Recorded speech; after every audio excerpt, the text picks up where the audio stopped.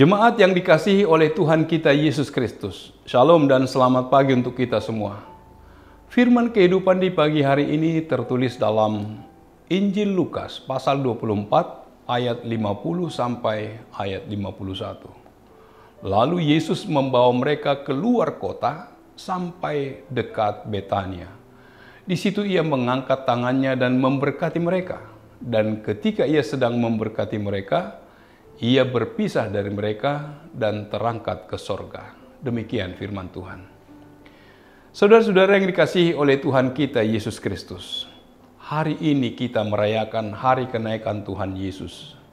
Setiap kita merayakan kenaikannya, kita diingatkan bahwa Tuhan berkuasa atas seluruh musuhnya, dan orang percaya naik ke sorga. Kenaikan Tuhan Yesus menjanjikan kedatangan Roh Kudus dan tugas pekabaran Injil ke seluruh dunia. Dalam Injil Lukas pasal 24 sampai dimulai dari ayat 44 sampai 49 diberitakan bahwa para rasul pergi keluar, masuk ke dalam dunia dengan membawa kabar tentang Yesus yang disalibkan dan dibangkitkan, menyerukan dalam namanya supaya bertobat, dengan disertai janji pengampunan dosa, mulai dari Yerusalem dan kemudian kepada segala bangsa, sampai kepada pusat kekaisaran Roma. Dalam pengajaran Yesus kepada muridnya, ayat 44 sampai 46, apa yang sudah diajarkannya diulangi kembali agar jelas dimengerti oleh muridnya tentang rencana kelepasan, keselamatan Allah yang sudah dinyatakan dalam kitab suci, hukum Musa, kitab para nabi, dan Mazmur, dan juga di dalam diri Yesus Kristus, agar jelas dimengerti oleh muridnya apa yang telah terjadi pada Yesus Kristus, yakni penderitaan, kematian, dan kebangkitan Yesus yang tertulis dalam kitab orang Yahudi, yakni dalam Perjanjian Lama. Yang mau dikatakan Yesus adalah semua hamba Allah akan menanggung derita karena dunia ini menolak kabar baik, agar mereka tidak ragu-ragu dalam memberitakan Injil tentang Yesus Kristus kepada semua bangsa, termasuk kepada bangsa Yahudi. Yesus menyuruh mereka agar menyampaikan kabar baik, ayat 47 sampai 48. Pesan yang kita dapat dari buku kitab suci itu adalah bahwa Kristus harus menanggung derita dan bangkit pada hari yang ketiga. Dalam namanya, berita tentang pertobatan dan pengampunan dosa harus disampaikan kepada segala bangsa, mulai dari Yerusalem. Untuk menyampaikannya kepada segala bangsa, Yesus menyuruh mereka untuk pergi memberitakan Injil agar semua bangsa mendapat kelepasan ataupun keselamatan. Yesus berjanji akan mengirim apa yang dijanjikan Bapa. Yesus akan memberikan kekuatan dari sorga. Yesus tahu bahwa pekerjaan yang disampaikannya adalah pekerjaan berat. Itulah sebabnya dijanjikan bahwa akan diberikan kekuatan yang dari sorga. Kekuasaan dari tempat tinggi. Kuasa yang datang dari Allah. Artinya, kamu akan mengalami pimpinan, dorongan, pengaruh, dan keberanian oleh Roh Allah. Agar kita dapat menyampaikan kabar baik, kita memerlukan Roh Kudus yang menggerakkan kita untuk menyampaikan kabar baik. Di dalam Injil Lukas pasal 24 ayat 50 sampai 53 diberitakan tentang kenaikan Yesus ke sorga meninggalkan para muridnya di bumi. Di sini digambarkan tentang keberangkatan Yesus sebagai suatu peristiwa yang khusus di dalam waktu dan tempat yang sudah ditentukan, 40 hari setelah kebangkitan. Yesus terangkat dari Betania. Di saat ia terangkat, ia mengangkat tangannya dan memberkati mereka. Itu memiliki arti yang sangat dalam, di mana ditunjukkan kepada kita bahwa ia senantiasa memberkati meskipun ia telah pergi kepada Bapa. Tangan Yesus yang diangkat dan memberkati adalah merupakan simbol berkat dan penyertaannya bagi orang yang percaya padanya. Oleh karena itu, janganlah kiranya kita berputus asa karena keberangkatannya. Kita harus bersukacita memuji Allah. Jangan takut. Kita harus dalam keadaan sukacita melakukan pekerjaan baik, menanti kekuatan dari sorga, seperti yang sudah dinubuatkan Yesus.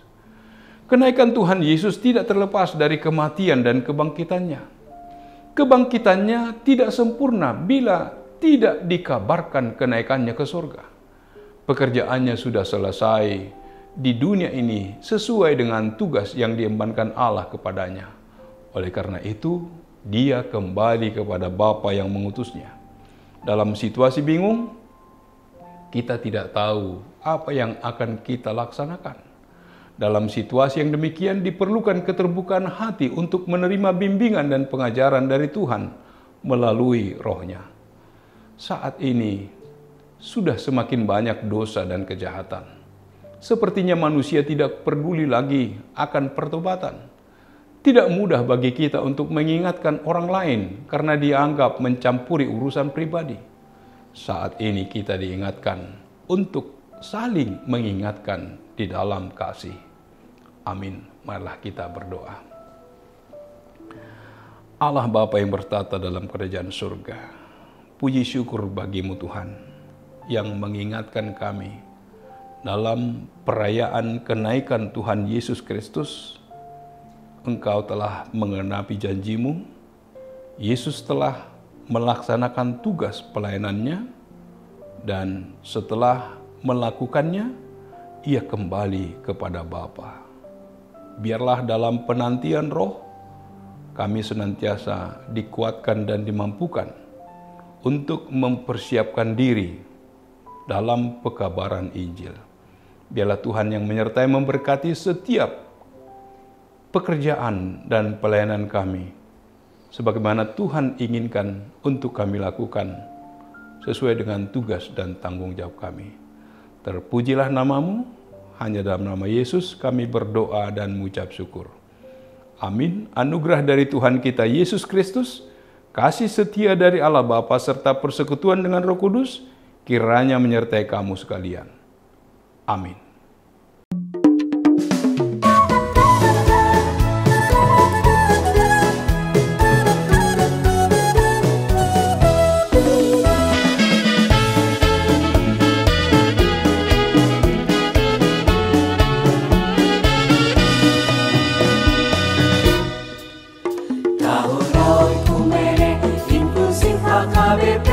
Proaktif menghadirkan kebaikan Allah, jauhkan diskriminasi dan juga rasis, agar terjaga kedamaian. Jauhkan diskriminasi dan juga rasis untuk kebaikan bersama.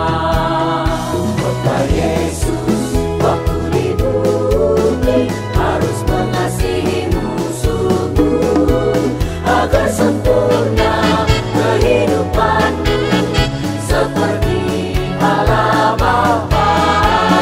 Agar sempurna kehidupanmu seperti Allah Bapa.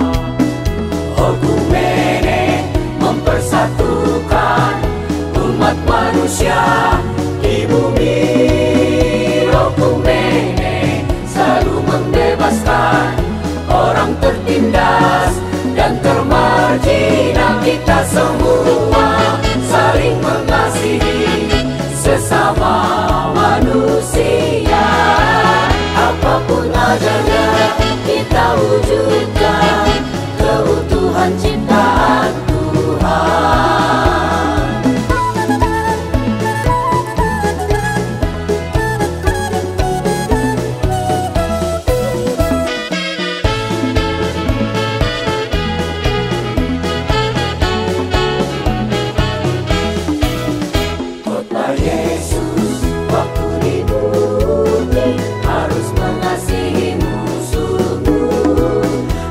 Sempurna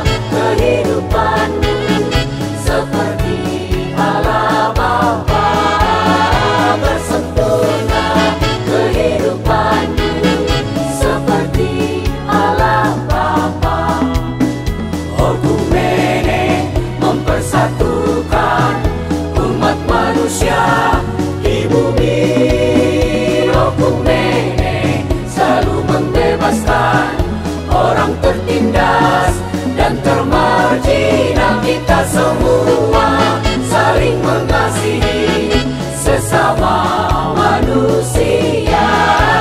Apapun adanya kita wujudkan keutuhan ciptaan Tuhan. Oku Nenek mempersatukan umat manusia di bumi. Oku Nenek selalu membebaskan orang tertindas dan termarginal kita semua.